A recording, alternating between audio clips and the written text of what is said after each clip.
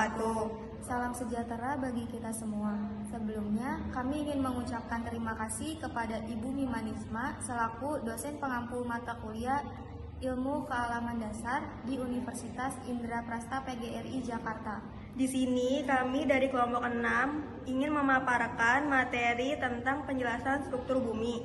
Sebelum mulai ke materi, kami akan memperkenalkan diri terlebih dahulu. Mulai dari saya Sofia Nurmadina dengan NPM 202214500278. Dan saya Anissa Widyastuti dengan NPM 202214500318. Pembahasan yang akan kita bahas ada 3. Yang pertama, struktur bumi. Yang kedua, pembentukan samudra dan benua. Dan yang terakhir, studi kasus, contoh, atau hasil penelitiannya. Kita akan membahas struktur bumi terlebih dahulu. Bumi atau sering disebut planet biru merupakan planet ketiga dari matahari, serta merupakan planet terpadat dan terbesar kelima dari 8 planet dalam tata surya. Bumi adalah planet yang ada di tata surya dan satu-satunya yang sempurna untuk hunian makhluk hidup karena bumi mengandung banyak air, adanya oksigen yang mencukupi, karbon dioksida yang berperan penting dalam fotosintesis tumbuhan, serta terdapat atmosfer yang melindungi kita dari paparan radiasi matahari sehingga suhunya aman bagi makhluk hidup. Oleh karena itulah planet ini merupakan satu-satunya planet di tata surya yang dapat mendukung keberadaan kehidupan. Atmosfer di dalam bumi memiliki ketebalan mencapai 700 km yang sebagian besarnya meliputi nitrogen dan oksigen. Bumi memiliki diameter 12.756,3 km dengan jarak rata-rata dari matahari 149,6 juta kilometer. Bumi yang kita tinggali ini ternyata memiliki beberapa lapisan. Dilansir dari Badan Meteorologi, Klimatologi, dan Geofisika, bagian paling luar bumi disebut litosfer atau kerak bumi. Lapisan di bawahnya adalah astenosfer atau mantel, di mana mantel bumi ini terbagi menjadi 2, yaitu mantel luar dan mantel dalam. Selanjutnya, bagian paling bawah ada inti bumi. Inti bumi ini juga terbagi menjadi 2, yaitu inti luar dan inti dalam. Untuk lebih jelasnya, yuk kita bahas satu persatu. Yang pertama, kerak bumi. Lapisan terluar atau kerak bumi adalah tempat tinggal bagi makhluk hidup. Kerak bumi termasuk bagian paling tipis, bahkan hanya 1% di antara keseluruhan volume bumi. Kerak bumi terbagi menjadi 2 kategori, yaitu kerak samudra di dasar laut dan kerak benua di daratan. Kerak bumi mempunyai ketebalan sekitar 5-10 km, sedangkan kerak benua mempunyai ketebalan sekitar 20-70 km.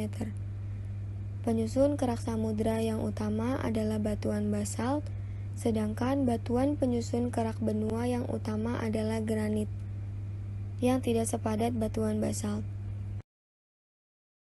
Kerak bumi terbelah menjadi lempeng-lempeng besar. Lempeng-lempeng inilah yang disebut lempeng tektonik. Contohnya pada gambar di samping. Lempeng ini bisa bergerak dengan sangat lambat. Pergerakan lempeng tektonik hanya 0-14 cm per tahun. Pada kerak bumi terdapat proses endogen. Proses endogen adalah proses yang disebabkan oleh energi di dalam bumi yang menyebabkan permukaan bumi tidak rata.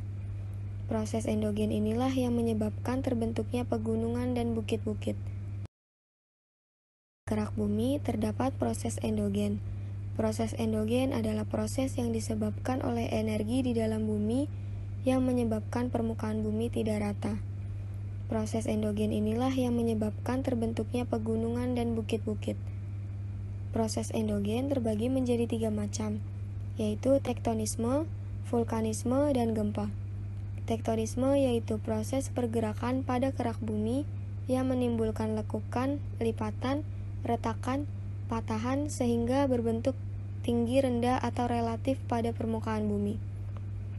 Vulkanisme terjadi karena adanya aktivitas tektonisme yang mengakibatkan retakan-retakan pada permukaan bumi, sehingga menyebabkan aliran magma dari lapisan litosfer naik melalui rekatan-rekatan dalam lapisan bumi hingga sampai ke permukaan bumi. Gempa bumi adalah getaran atau getar-getar yang terjadi di permukaan bumi akibat pelepasan energi dari dalam secara tiba-tiba yang menciptakan gelombang seismik.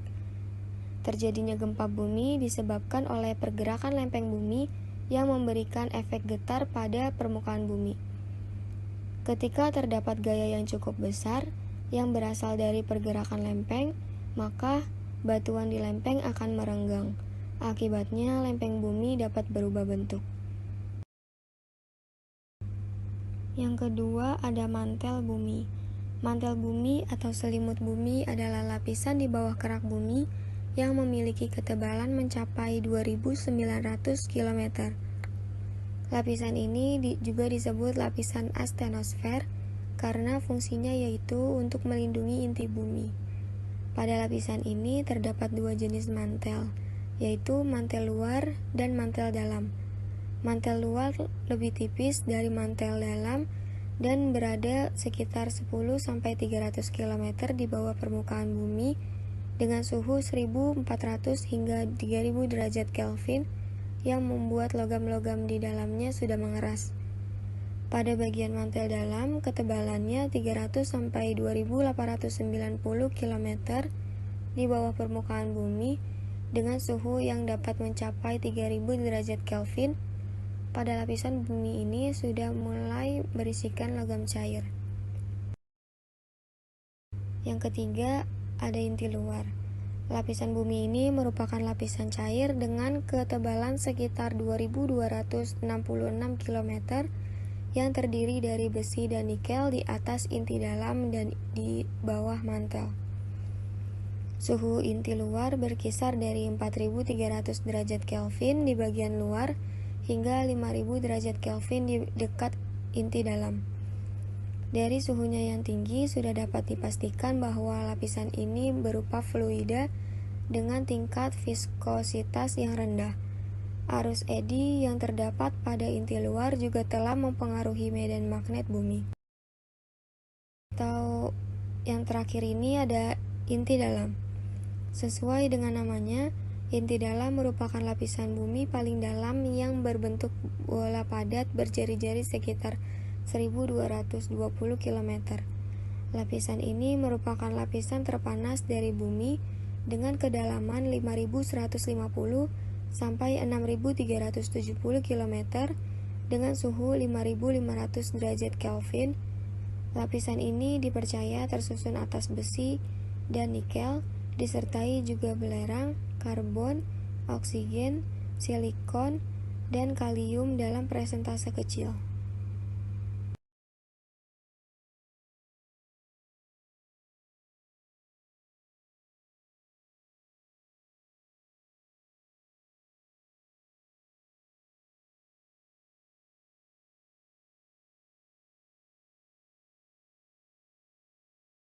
Selanjutnya, pembentukan benua dan samudra.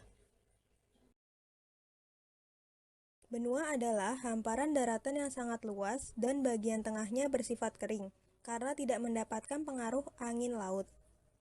Lalu, samudra adalah hamparan air laut atau massa air asin yang mengelilingi benua. Pada 225 tahun yang lalu, bumi adalah dinamakan benua Pangea yang sangat luas. Hanya ada dua bagian, yaitu wilayah Laurasia dan wilayah Gondwana. Masa ini dikatakan sebagai zaman Permian. Pada 200 juta tahun yang lalu, benua Pangea ini terbelah karena ada beberapa kejadian pergeseran lempengan tektonik, sehingga muncullah Samudra Atlantik di antara bagian wilayah Laurasia dan wilayah Gondwana. Kemudian, wilayah Gondwana terpecah menjadi 3 bagian, yaitu bagian India, Amerika Selatan, dan Amerika. Masa ini dikatakan sebagai zaman Triasik. Pada 225 tahun yang lalu, bumi adalah dinamakan benua Pangea yang sangat luas. hanya ada dua bagian, yaitu wilayah Laurasia dan wilayah Gondwana. Masa ini dikatakan sebagai zaman Permian. Pada 200 juta tahun yang lalu, benua Pangea ini terbelah karena ada beberapa kejadian pergeseran lempengan tektonik, sehingga muncullah Samudra Atlantik di antara bagian wilayah Laurasia dan wilayah Gondwana. Kemudian, wilayah Gondwana terpecah menjadi tiga bagian, yaitu bagian India, Amerika Selatan, dan Amerika. Masa ini dikatakan sebagai zaman Triasik. Pada 135 juta tahun yang lalu, terjadi keretakan wilayah Amerika Utara dan wilayah Eurasia. Wilayah Amerika Selatan dan Afrika pun semakin berjauhan, sehingga Samudra Atlantik Selatan semakin luas dan wilayah India semakin bergerak menuju Asia. Masa ini dikatakan sebagai zaman Jurassik. Pada 65 tahun yang lalu, wilayah Amerika Selatan dan Afrika semakin menjauh dan India semakin bergerak mendekati wilayah Asia. Eropa dan Amerika masih dihubungkan dengan Greenland. Masa ini dikatakan sebagai zaman Cretaceous. Zaman sekarang, permukaan bumi sudah terbentuk sedemikian rupa, di mana beberapa benua dan samudra terbentuk dengan sempurna. Diprediksi oleh para ahli geologi modern, 6 benua yang ada sekarang kembali menjadi satu bagian. Teori ini didukung oleh beberapa bukti berupa: yang pertama, kesamaan garis pantai Afrika bagian barat dengan Amerika Selatan bagian timur. Yang kedua, adanya persamaan fosil dan kesamaan struktur, serta jenis batuan antara pegunungan Appalachia dengan pegunungan di Inggris dan Skandinavia.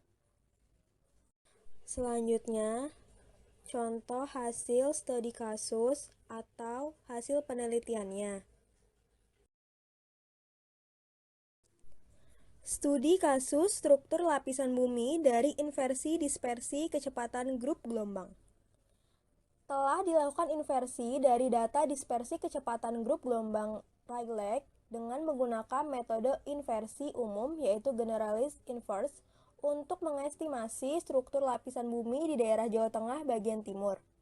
Data yang digunakan dalam penelitian ini adalah data hasil penelitian dari Yulianto dan Waluyo pada tahun 2002 yang berupa data waktu tiba dan waktu tempuh gelombang P dan S.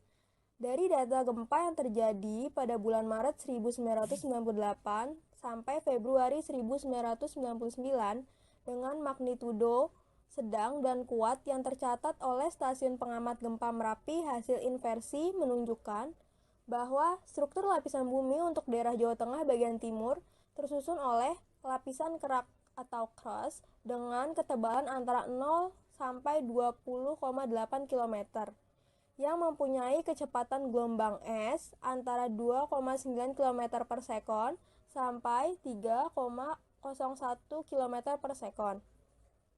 Lapisan mantel berada pada kedalaman 24-100 km dengan kecepatan gelombang S. Bervariasi tiap kenaikan kedalaman mulai dari 3,1 km per sekon sampai 3,3 km per sekon. Jadi, kesimpulan dari materi ini bahwa sebenarnya terdapat 4 lapisan bumi, yaitu kerak bumi, mantel, inti luar, dan inti dalam.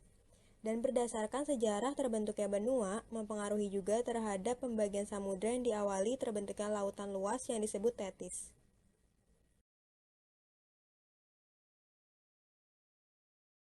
Baik, cukup sekian pembahasan yang kami sampaikan. Semoga ilmu yang kita berikan bermanfaat. Selanjutnya, kalian bisa mencari sumber-sumber lain untuk memperluas wawasan kalian. Jangan lupa bantu kami untuk like, komen, dan subscribe. Ya, terima kasih.